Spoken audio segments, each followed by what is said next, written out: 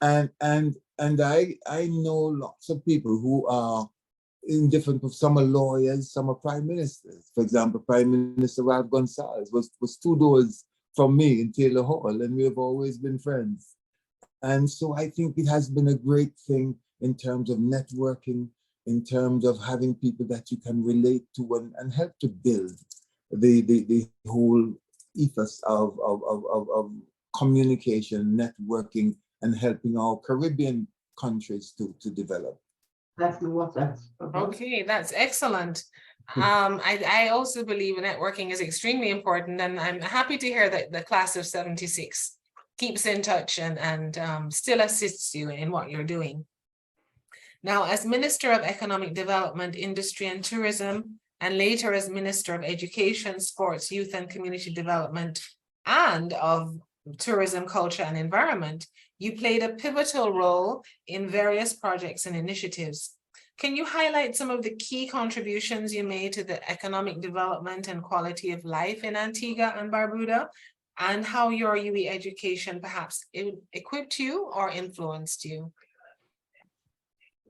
Well, first of all, as the substantive Minister of Education, I introduced an education levy in 1994, which provides for free textbooks for children in the public and private schools from kindergarten up to the secondary level. Over 100 scholarships annually are given for children to do post-secondary education and training.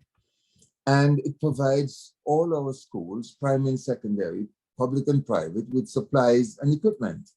And it maintains the school plan, making it safe to learn, play, and work.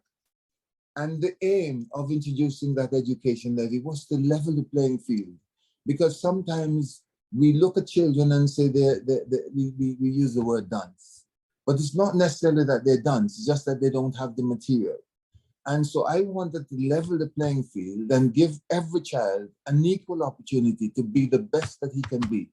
And the way you do that is by providing them with the basics. That is, they must have the books and they must be in a comfortable environment. And I think what that has done for us essentially is that you find now at CXC, our island, the person who gets the top island prize, they pass 21 subjects with 20 or 21 distinctions. You look at the number of students, they get 10, 14, 16 distinctions at the CXC level. And if you look at the CXC results over the past 6 years or so, you will see at least 2 to 3 of those 6 years, the person from Antigua came first at CXC in the Caribbean.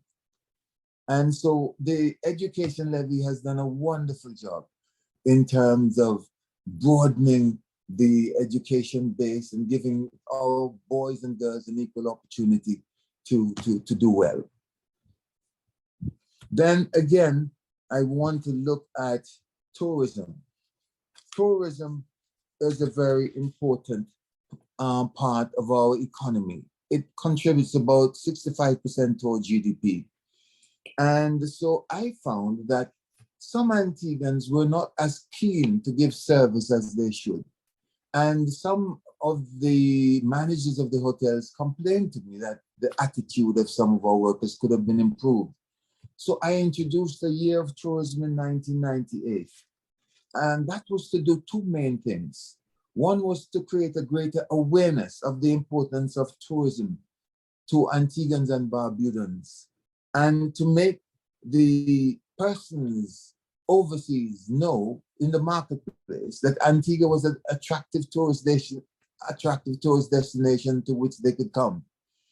The other thing I did was to I used Isaac Vivian Alexander Richards to market Antigua, especially when we were in London. There's that trade show called World Travel Market. And so I took Viv with us to London, and we were on BBC. Everybody wanted to see Viv. And would you believe the following year, Barbados followed our lead by bringing Gary Sobers and Gordon Greenwich. So they came after us.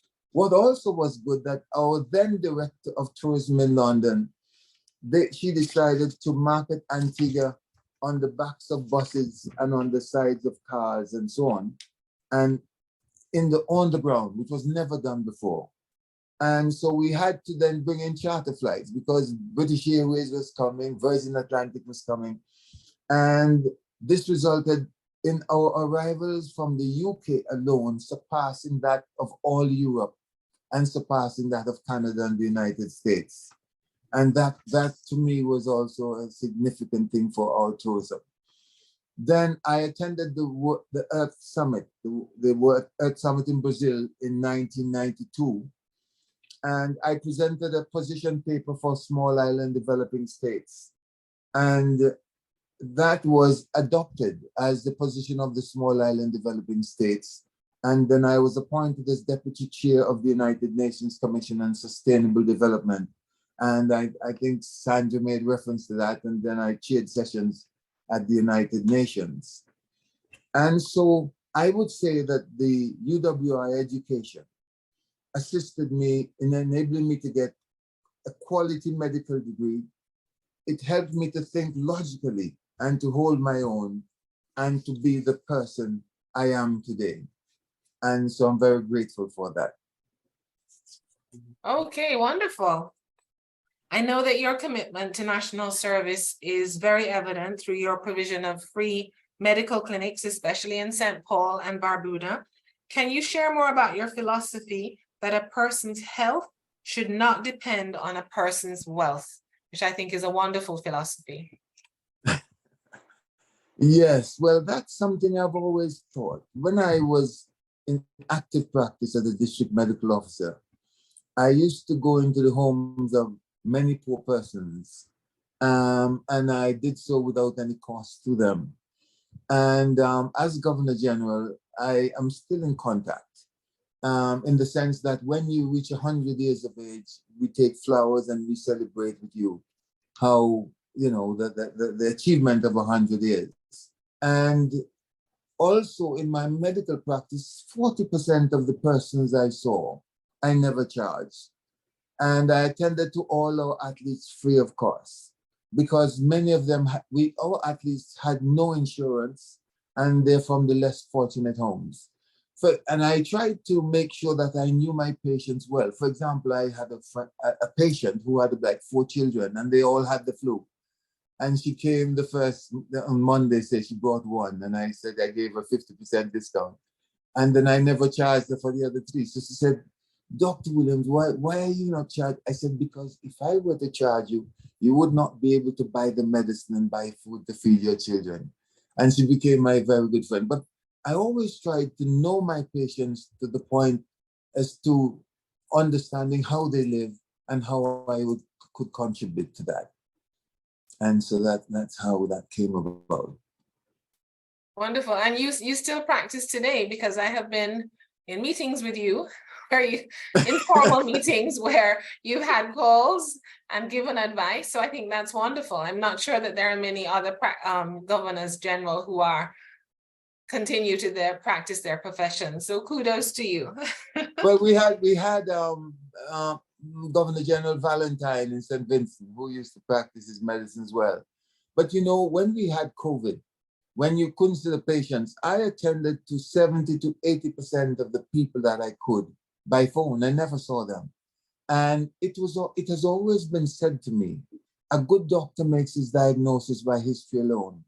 And I believe, I wouldn't say that I'm a good doctor, but I think I've achieved that stage. And I want to thank Sir George Allen as one of the persons who mentored me and influenced me for that. Wonderful. Sir George has influenced so many doctors across the decades. So glad that he's online tonight. Now, in the field of sports, you've been actively involved as a medical delegate, chef de mission, and president of the National Olympic Association. How do you see the intersection between your medical background and your contributions to sports and healthy lifestyles in Antigua and Barbuda? Well, in sports, I was the team doctor for many of our sporting activities, track and field, football, netball, and the like, and several others. and I attended many athletic meets in different parts in many countries. And I was asked to be the medical delegate for the Carifta Games in Jamaica many years ago when I was associated with the Athletic Association. I was chef de mission for the Olympic Games in Los Angeles in 1984, and I represented our National Athletic Association at several meetings and conferences regionally and internationally. I was vice president of the National Olympic Committee and then president. And the interaction is easy because I always say to myself that you have to be fit. And I've always said to athletes, you must get fit to play the sport, not play the sport to get fit. If you do that, you'll get lots of injuries. And so that was something that was very important to me. And so I used to give lectures to our athletes. I also formed a sports medicine association, and I used to invite some of my doctor friends who did orthopedics and did sports medicine, Dr. Lord from Barbados, Dr. Michael Abrahams from Jamaica, to come down and talk to us.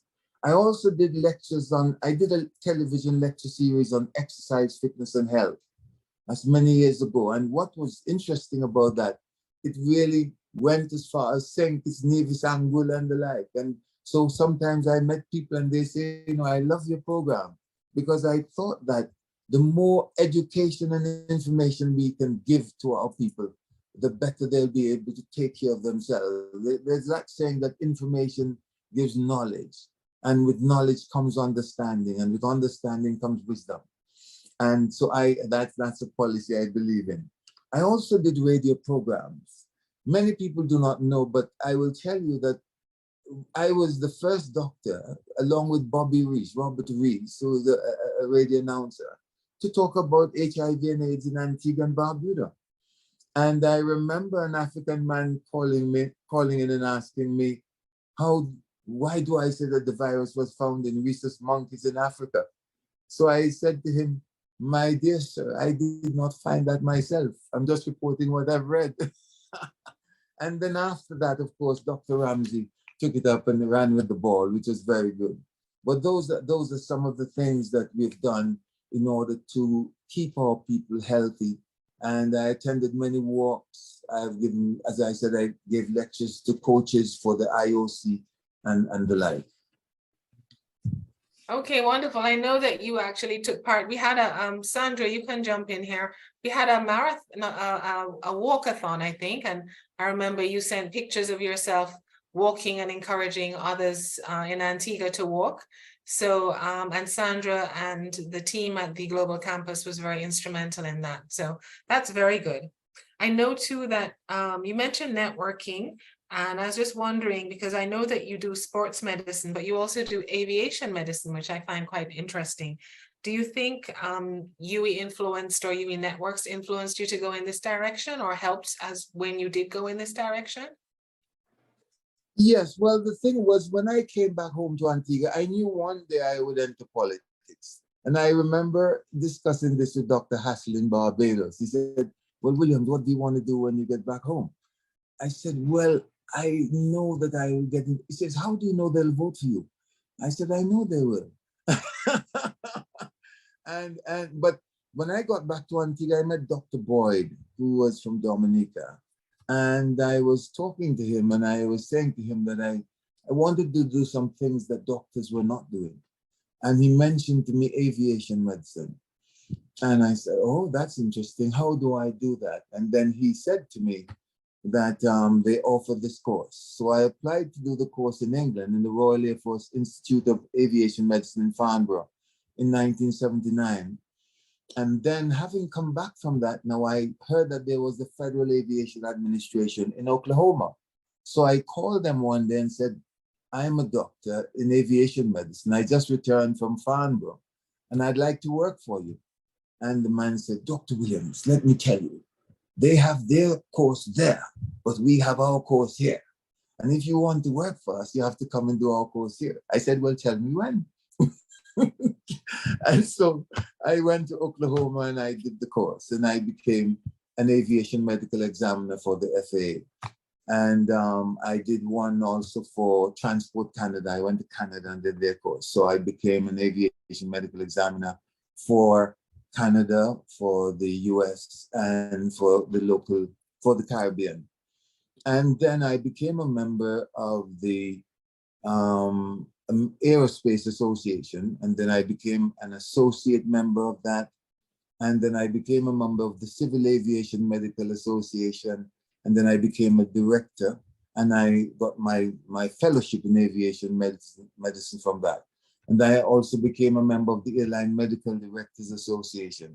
And so I'm still on the board of the Civil Aviation Medical Association, and we meet twice a year.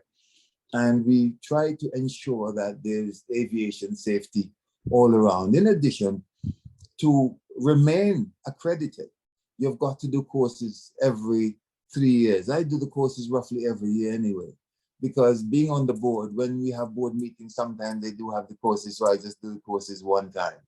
And so that helps me a lot. And it also helps the pilots, because instead of pilots having to go now to Miami or to the US to get their US pilot medicals, they come to Antigua to see me. And they can do that. And because we have good airlift here, not as good now as it was when Liat was flying, the most of them still come to Antigua to see me to get their medicals done. And so that also helps them in that regard. And we maintain our aviation safety in that way. And I examine air traffic controllers as well in Antigua, in St. Kitts, and in some of the neighboring islands. And we have other doctors who do that. But we make sure we stay with the plan and stay with the rules of the game. Very good.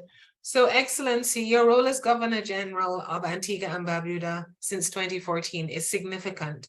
Do you think the UWI influenced how you approached this role? And did your UE experience influence any goals or initiatives that you have perhaps prioritized during your tenure? I think it has. It has facilitated better interaction with other governors general, because some of them are alumni of our university. And I also have a chat group for the governors general of the Caribbean. So we keep in touch. And that's also very nice.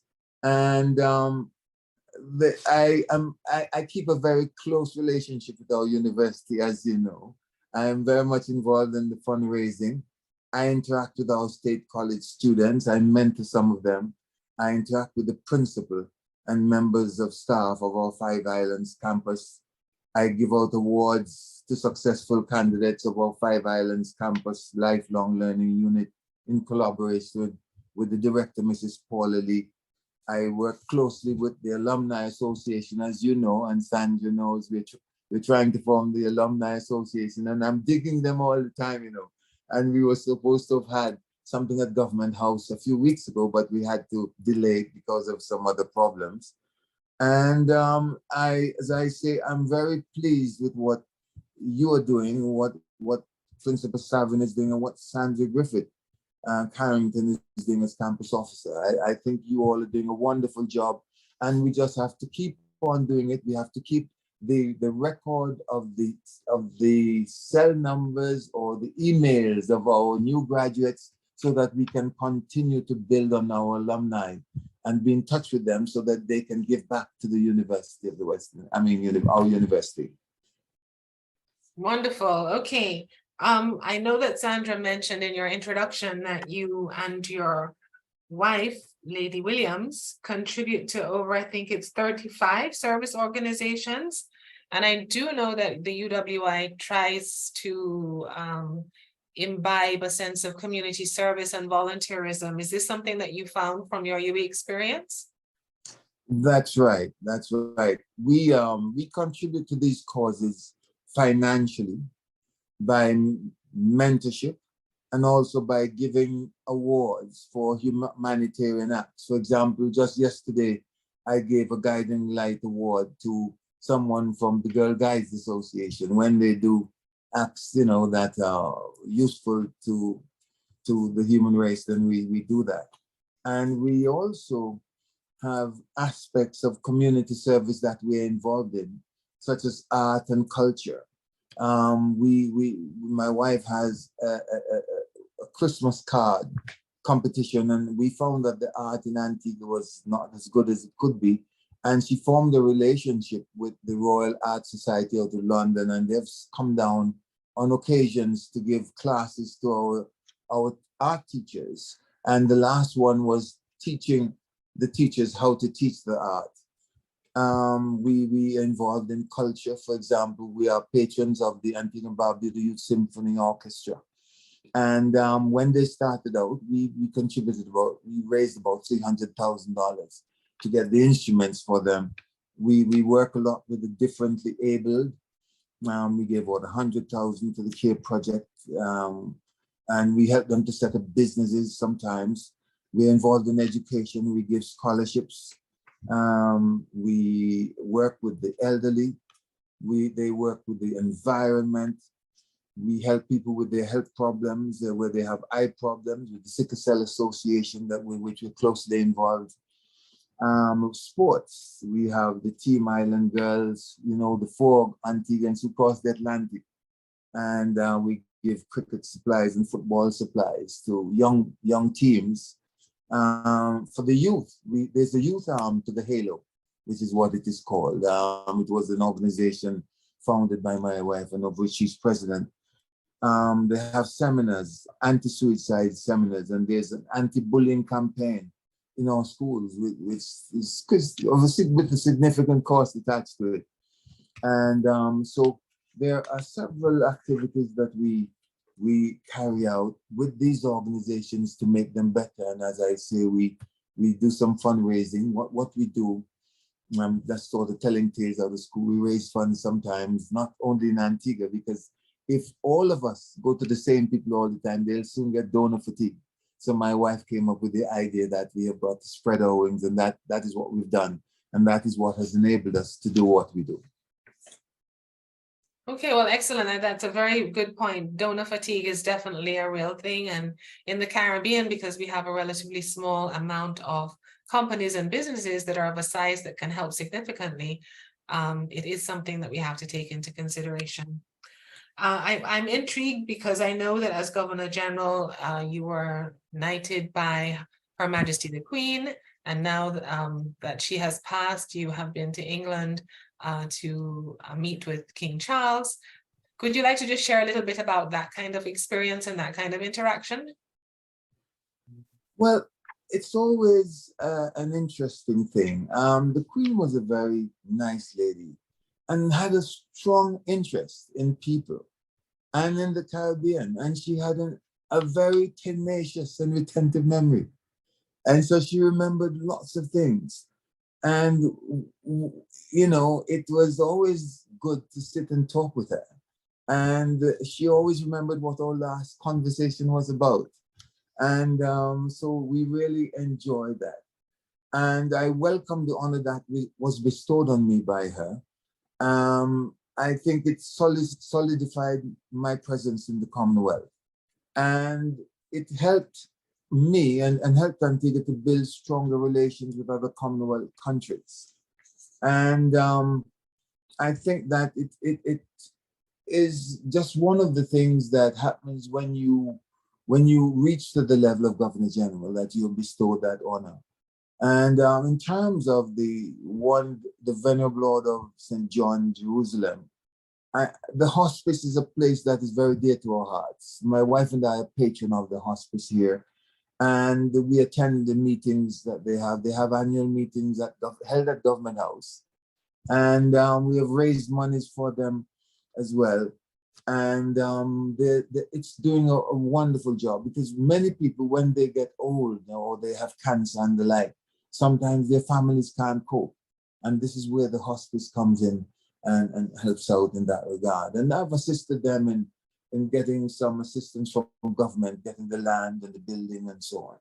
And so it does well for us as well in Antiguans and Barbudans. Absolutely, that's wonderful work. Can you now share some memorable experiences at UWI as a student? And perhaps were you assigned to a particular hall? Do you have memories of the hall, of the campus, and so on? Yes, indeed. Um, I think one of the memories I have was I remember doing a pharmacology exam and getting 55%.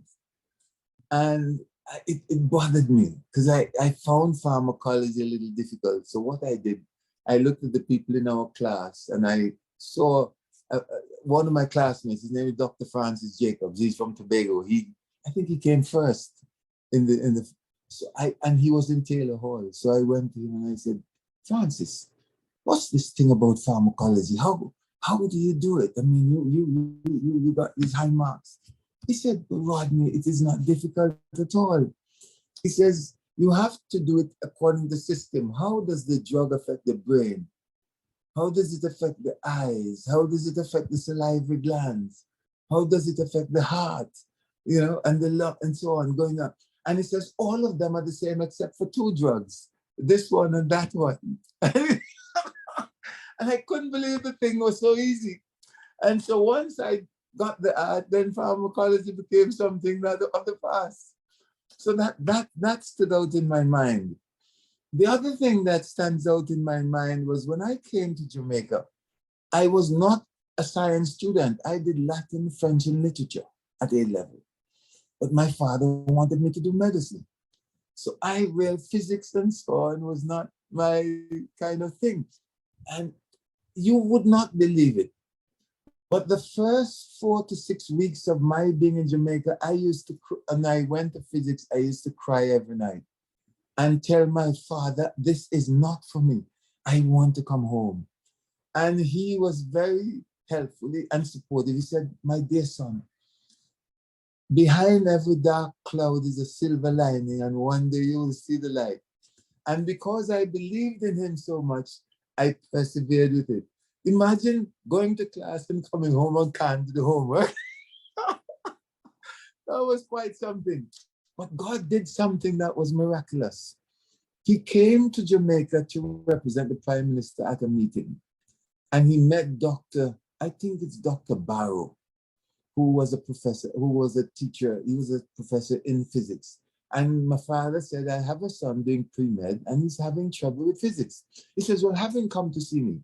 And so I went down to the physics from 9 o'clock one Saturday morning, and he began to teach me the physics. And would you believe I ended up with an A- minus in the physics? And so, man, I said, well, I can't feel anything else after this. If physics was so difficult and I did so well, it should be all right. And so those are two things that remain with me. Well, the other thing I'll tell you was interesting was that I did a little entrepreneurship and business.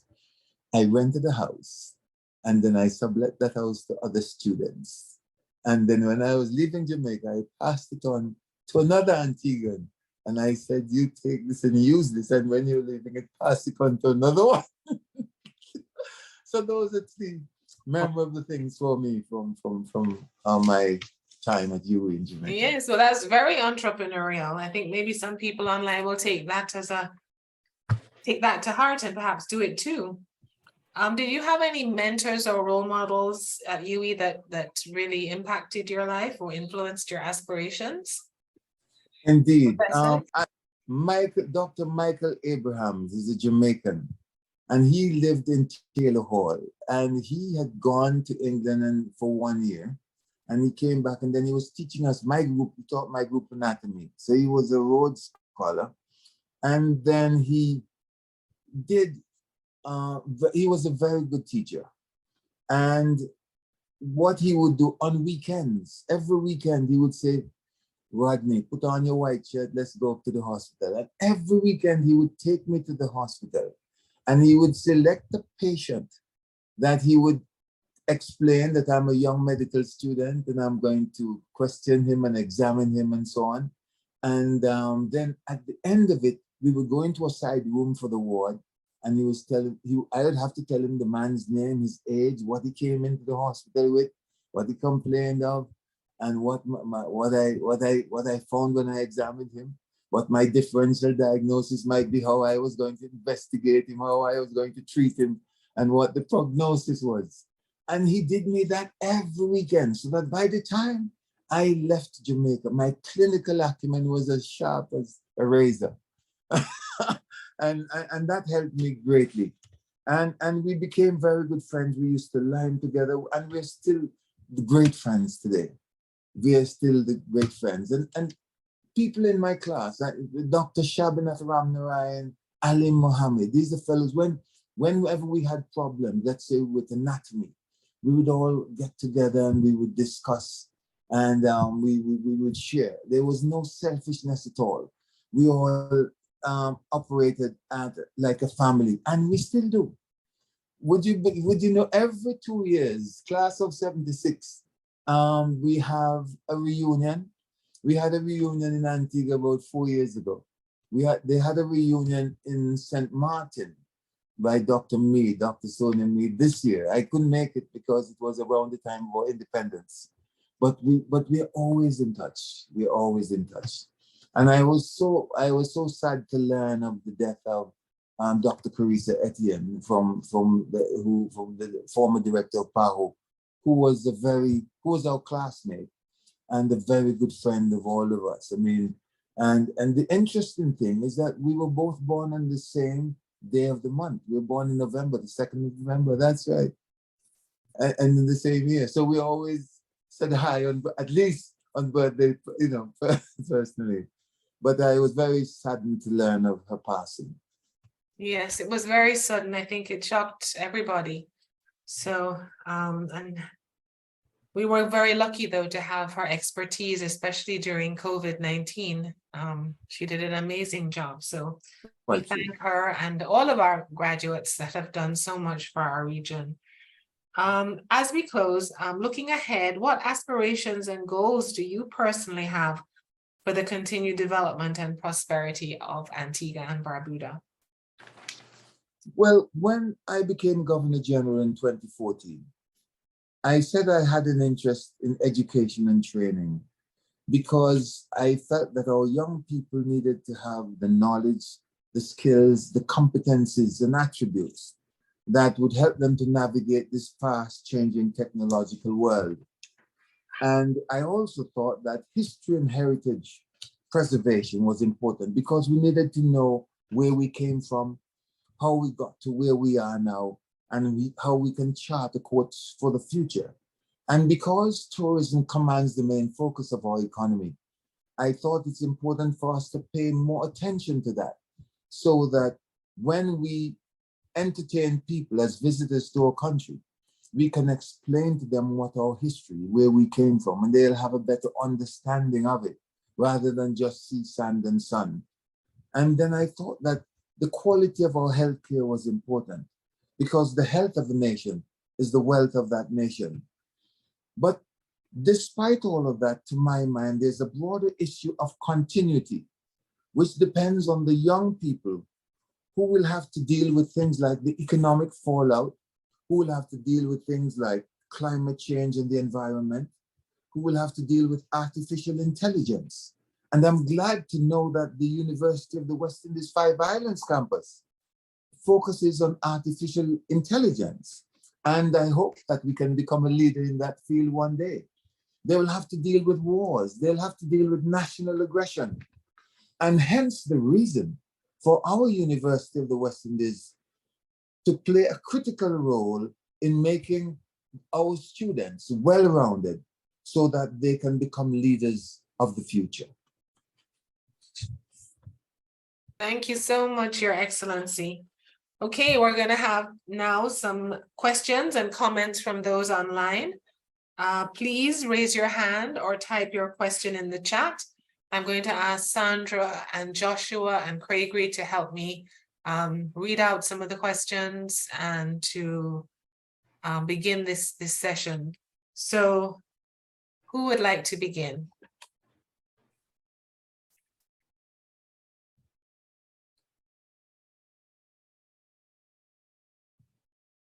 Sir George, could I ask you to begin? A couple of things. One, I think the person you referred to was Dr. Francis Bowen, not Barrow, Francis Bowen in physics. I think that might have been the person to whom you referred. No, I But think it's Sparrow. If it's not Barrow, it's Sparrow then. Not if it's not Barrow, it's Dr. It's an Englishman. He used to drive a, he used Francis to Bowen drive. was not, Francis Bowen was not an Englishman. He was very much Jamaican. But it Yes, is yes. so good to see you, Rodney. And so good to hear you so fluent. And so good to hear you having such good memories of your time at the university. And so good to hear you articulate so clearly that what you did at university, time you spent at university, and the colleagues you encountered at university have been instrumental in leading you to along the path you've taken. It's really so good to hear that. And I hope that there are some of our young people online who are university students who are wondering perhaps, what am I doing? What am I doing? That they will listen to you and know that there is some benefit, even not necessarily immediate benefit, but distant benefit for being at a university and incorporating many of the ideals of especially our university. The only question I would ask is being a doctor, has that been of any benefit to you as Governor General of a country? Because from what from the way you've spoken, you're both being, you seem to have some pastoral duties as Governor General, as well as some technical duties as Governor General. So would you elaborate a bit on, has being a physician, has that helped you in your role as Governor General? It certainly has, because I think, first of all, what medicine has taught me to do is to think logically. And so it is important to collect facts. And, you know, being a Governor General, it's amazing the number of persons who come to you. They really should not necessarily come to you, but they have reached the end point where they don't know where to turn. And so you have to advise. So you have to really get the facts and then help them as best you can. Sometimes, of course, people may have problems, health problems, and they are thinking that they may have to go overseas. Now, I'm able to pick up the phone and call one of our alumni doctors, very likely sometimes in Trinidad, it may be in Barbados, maybe my friend Dr. Michael Abrahams in Florida, and I will give them the history, and then they will make suggestions to me. I recall having a lady come to see me one time, and she said she had this pain in the leg. And I called this doctor friend of mine, and he said, Rodney, I wanted to give her some Depomedrol, give her 40, the vial, and then give her some prednisone. And she came back to me after 5 days and said the pain is no better. And she had been to see several doctors before that. And so then I called the doctor again. I said, and I called him my deputy, Dr. David Toby in Trinidad. And he said to me, Governor, he says, repeat that medication. So I gave her the injection again and gave her the tablets. And by the second day, the pain disappeared. And to this day, it has never returned. So, you know, that kind of, what should I say, networking and that type of contact is always good. Or sometimes there may be other things. I mean, there are times when I've had to call my friend Ralph Gonzalez in St. Vincent about something. You know, not necessarily medicine, but the networking is what I find to be very useful. And of course, from time to time, I would talk with the Minister of Health, and I would also communicate with the Prime Minister about things that are in Antigua. And I find that to be very useful. So, I mean, although you're not a priest, obviously you have a lot of pastoral responsibility. Yes, well, that is true. I mean, I think that many people come to you for many things. I do many things with churches, give talks in churches sometimes, and do things with the churches, because I do believe that there is a God, and I believe that God guides us and it's very important. And it helps to soften, it helps to breathe a softer, gentler nation, and help people to have a heart and to develop some milk of human kindness in their dealings with others. And so it is in that context that I would say that I try to reach out and use it to better myself as well. Thanks. Thank you, Sir George. I'd just like to recognize as well Dr. Liz Longsworth, former principal of the Open Campus, who is here with us. Hi, Liz, are you online? My dear friend, how are you? It's so nice to hear the name, right? Nice to see the face. Yes, she was always a very good friend, and we worked very closely together during her tenure. Oh, I couldn't miss this, Sir Rodney, you know. I absolutely had to be here no matter what I was doing. And to just express my own appreciation for all that you have done for our university. So thanks so much. Thank you too. Thank you too. Nice hearing you. Yes, and we also have online Patsy Prussia, the Pro-Vice Chancellor and Principal of the Mona Campus, Denzel Williams. I believe he's now online. I thought I saw his name. He had said maybe he couldn't attend, but I saw him briefly. Hi, Celia. Yes, Celia. Yes, I'm here. So good to hear Sir Rodney as well. And we're at question and answer. I would like to ask Sir Rodney a question, please, if you Certainly. may. Okay. Sir Rodney, thank you very much for the talk. Unfortunately, I'm actually in China and I'm about to head out to a ceremony now. Yeah. Yes. But I had to join to hear you. So good to hear you and see you as well. But Sir Rodney, you know, having listened to you and the questions that have been posed, it appears to me that one of the themes we could sum up about you and your leadership and your contribution is selflessness, yeah? So my real question is this, you know, in today's environment, you know, the UWI, in my view, is more than a place of work and study. As I said to some of my friends, it's like a metaphor for life. But we have an emerging set of leaders who seem to be very nonchalant about UWI and what it means to us and what it means to the public and what it means to the community. And they just take a very nonchalant approach to leadership at the UWI.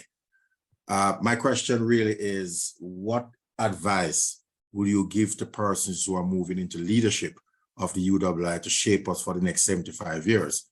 How do we handle this very carefully to recognize that this institution means more to us than anything else, and it's not just a place for a job and get a paycheck, but is really an institutional arrangement that is helping to shape a generation? How do you, you know, what advice do you have for those persons that are entering leadership at this point?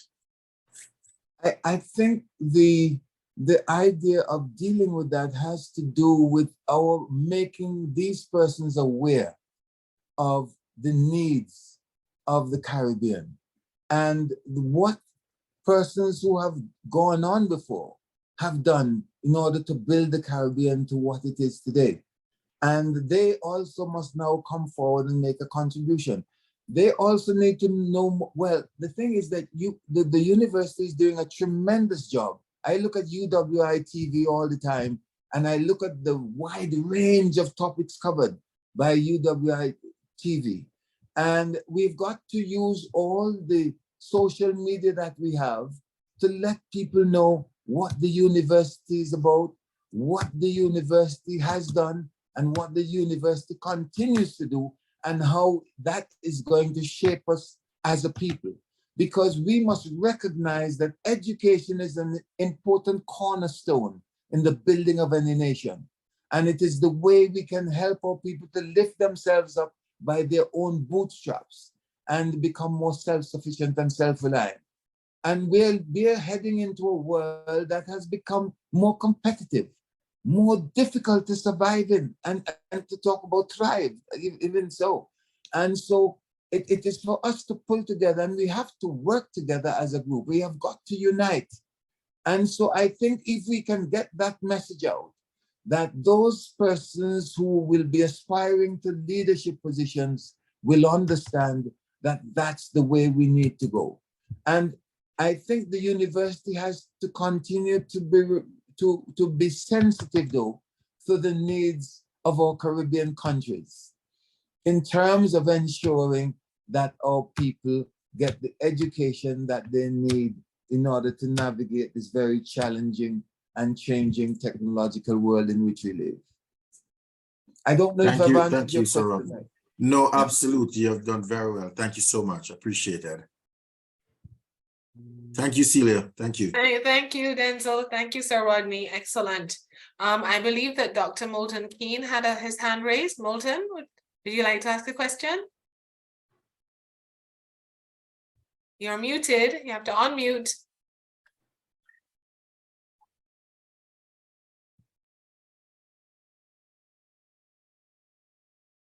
Okay, we're still not hearing you. You need to turn up your volume.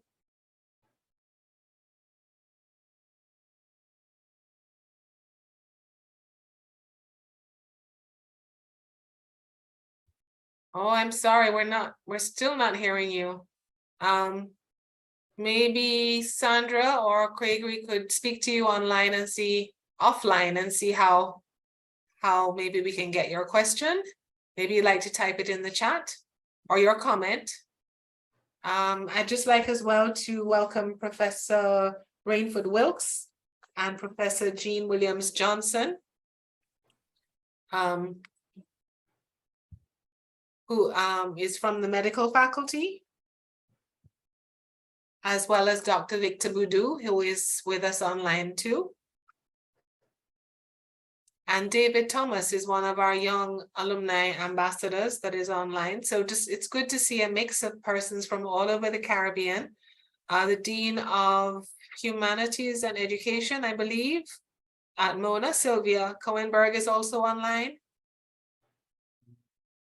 So we have a good representation across the campuses. Would anybody else have any questions or comments?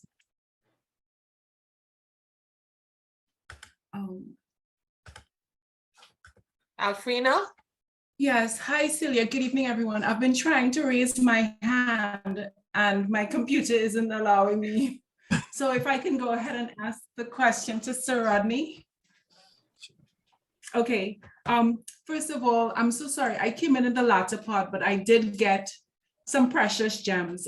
I am pursuing my PhD in Literatures and English at the UWI St. Augustine campus. So it's not the medical field, but you spoke of, there being no selfishness among your group.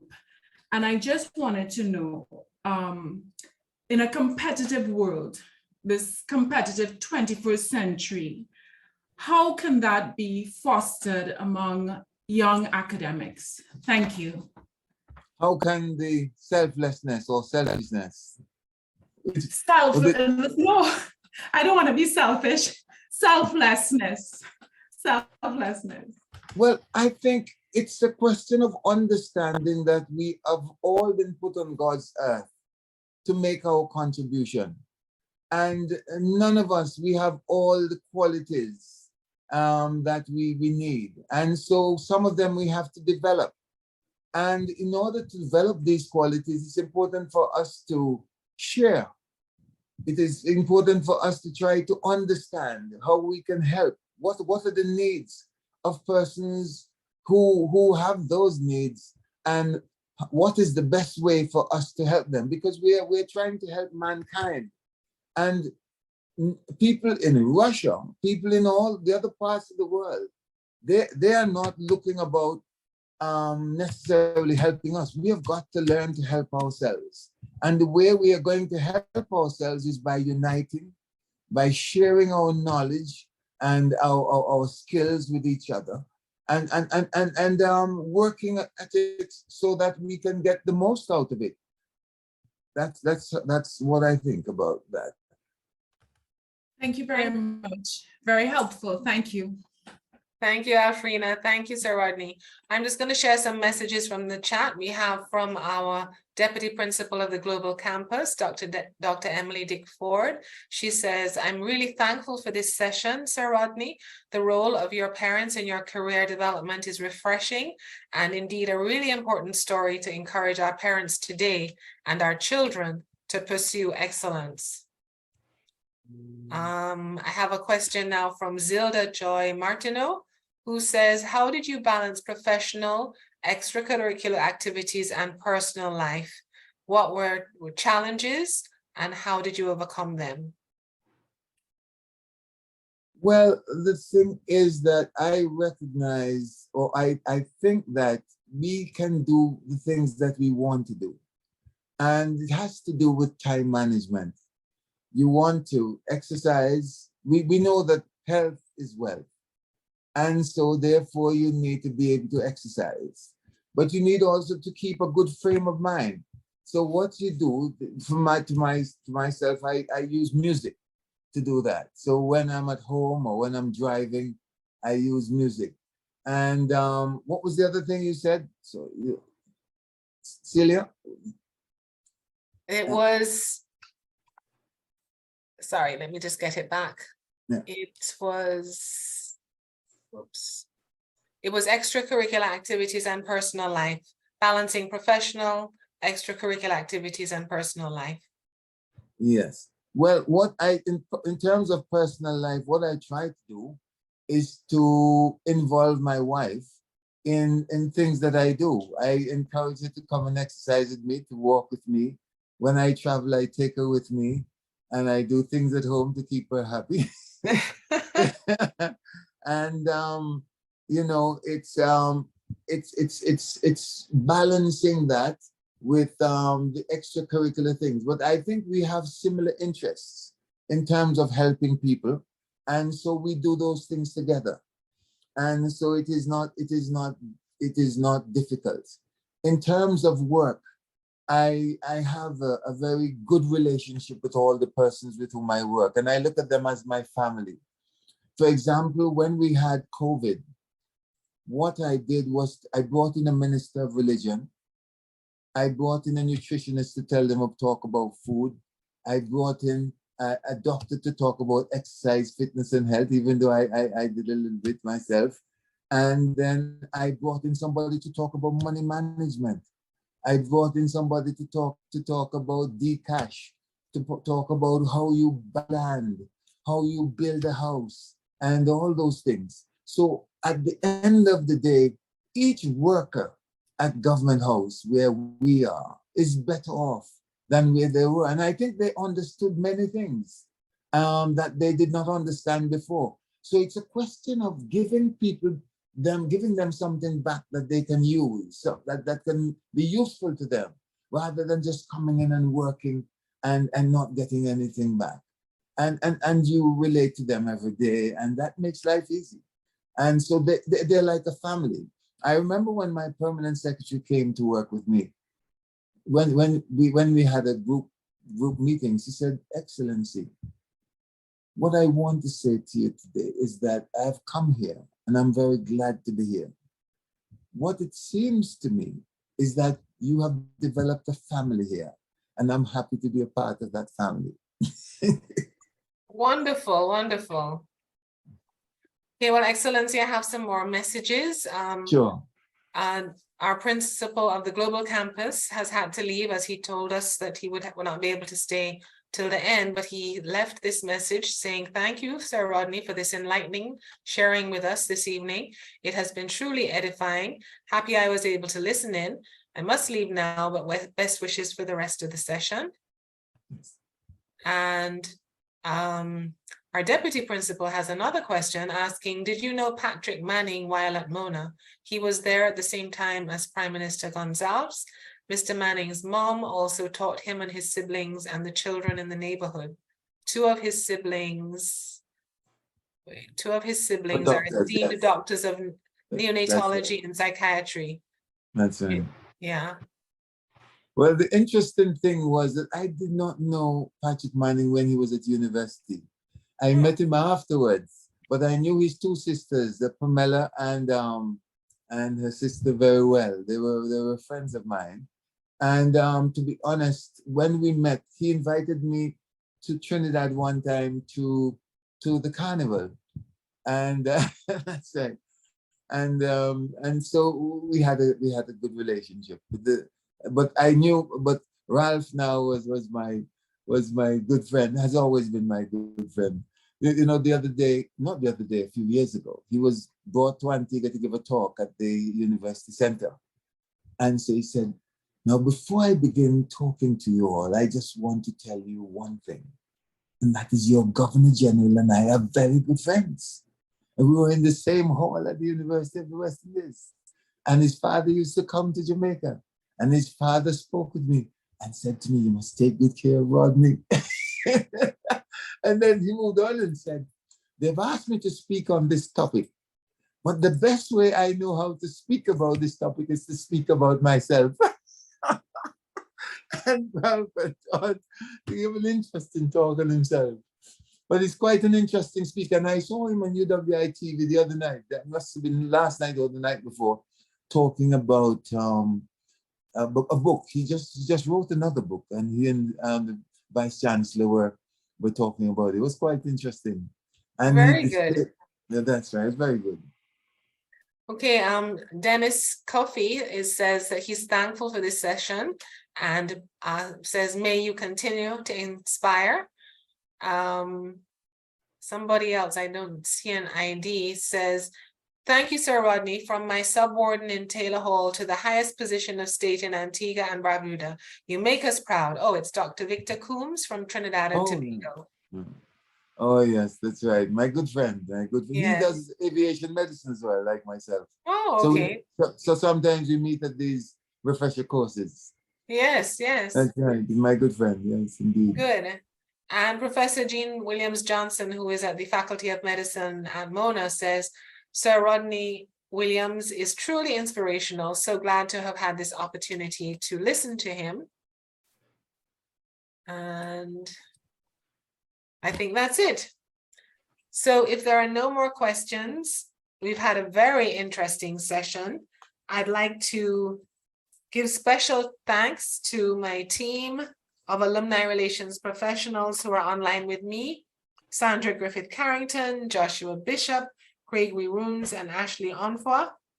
I would like to wish you all a wonderful evening, to give special thanks to His Excellency Sir Rodney for such a wonderful, inspirational talk. I think you've illustrated that the university has had tremendous impact, not only on you, but many others across the Caribbean. And in fact, I've heard it said that, you know, if UWI graduates stopped working one day, all decided to stay home and rest, the Caribbean would literally come to a halt, because we are in every single sector at every level. And I think it's really important, as you and PBC Williams were talking about, that we all as Caribbean citizens recognize the worth of our university, because right now there are almost 50,000 students who are studying there. And if anything happened to our university, that would be 50,000 young people who would have no means or access to tertiary education. So I think it's important for us to find a way to make it great for the next 75 years. So thank you again, Sir Rodney. You have been wonderful as per usual. And I'm now having lots of people saying they were happy to be here to hear it firsthand. You've inspired us. May God continue to bestow his richest blessings on you and your family, and so on. So I think from the comments, you really have made an impression. Thank you once again, Sir Rodney. So I'm going to wish you all a very good night, and hope to see you at the next Top Tier Talk. Stay well and wonderful, everyone. Take care. Thank you very much. And it was an honor and a privilege. And thank you all very much for your work. Thank you so much. Great pleasure. And Merry Christmas when it comes. Yes, to you too. And a Happy New Year. Let's hope 2024 is a good one for all of us. Absolutely. With less challenges. Okay. Take care. Bye, everyone. Bye-bye. Bye-bye.